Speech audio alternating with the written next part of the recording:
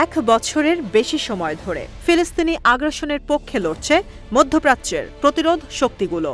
এই প্রতিরোধ শক্তি বলা হচ্ছে হামাস, হিজবুল্লাহ, হুথি, ইরাকের ইসলামিক রেজিস্ট্যান্স সহ সমমনা মুক্তিকামী দলগুলোকে একত্রে ইসরায়েলের বিভিন্ন গুরুত্বপূর্ণ স্থাপনা, সামরিক ঘাঁটি ও অবৈধ বসতিতে একযোগে নিয়মিত হামলা চালিয়ে যাচ্ছে তারা। আর তাদের শত শত ড্রোন ও ক্ষেপণাস্ত্র ঠেকাতে ব্যর্থ হচ্ছে ইহুদি রাষ্ট্রটির বিমান প্রতিরক্ষা ব্যবস্থা।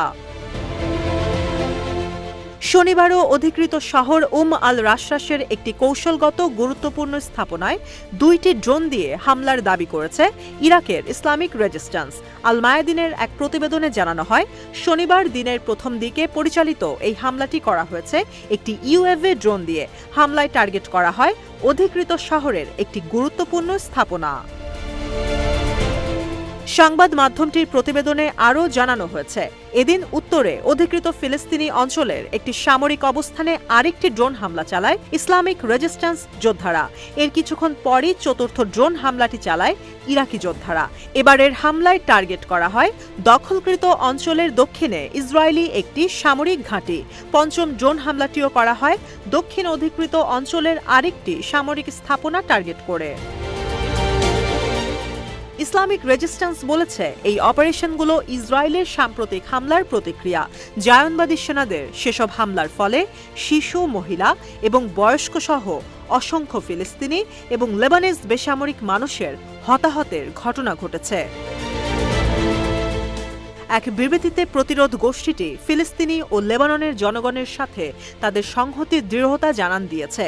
সেই সাথে ইসরায়েলের গুরুত্বপূর্ণ স্থাপনায় তাদের অপারেশন আরও জোরদার করার প্রতিশ্রুতি দিয়েছে। বিবৃতিতে বলা হয়েছে, আমরা যেসব পদক্ষেপ নিচ্ছি সেগুলো ইসরায়েলি সেনাদের প্রতিরোধ করার পাশাপাশি ফিলিস্তিন ও লেবাননের জনগণকে রক্ষা করার জন্য।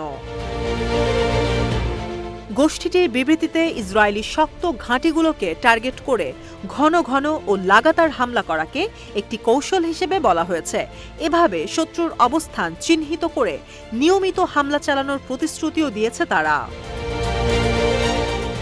গত বৃহস্পতিবারও ইরাকের ইসলামিক প্রতিরোধ যোদ্ধারা গুরুত্বপূর্ণ ইসরায়েলি স্থাপনায় 3টি ড্রোন হামলার কথা জানিয়েছিল।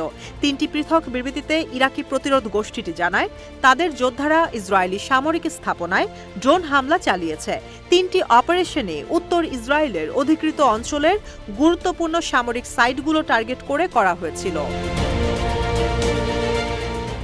এর আগে বুধবার রাতে 2টি ড্রোন হামলা চালায় ইরাকি যোদ্ধারা। এর মধ্যে প্রথম হামলাটি করা হয় দক্ষিণ অধিকৃত ফিলিস্তিনের ইলাত শহরের বসতি টার্গেট করে। স্থানীয় সময় রাত 9টা 26 চালানো সেই আত্মঘাতী ড্রোন হামলার সময় সেসব এলাকায় সতর্কতা সাইরেন বেজে ওঠে বলে জানিয়েছে গোষ্ঠীটি। এদিকে ইসরায়েলি সেনাবাহিনী দাবি করেছে, ইসরায়েলের দিকে ধেয়ে যাওয়া কিছু ড্রোন ভূপাতিত করেছে তারা। তবে কোথায় কিভাবে এসব ড্রোন ভূপাতিত করা হয়েছে সে বিষয়ে বিস্তারিত কিছু জানায়নি তারা।